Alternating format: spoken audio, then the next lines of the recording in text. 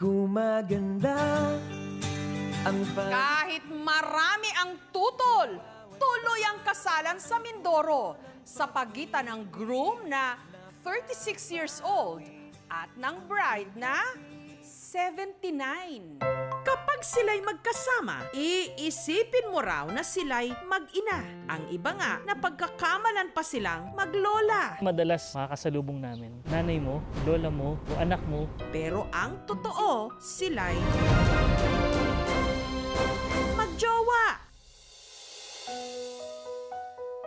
Nagkakilala sila noong si lalaki 26 anyos lang, habang si lola 69 anyos. Mahigit 4 na dekada ang agwat ng kanilang mga edad. Si lola taga Hawaii, habang si lalaki masahista sa kanilang bayan sa Pola, Oriental, Mindoro. Ang tanong tuloy ng iba, Ang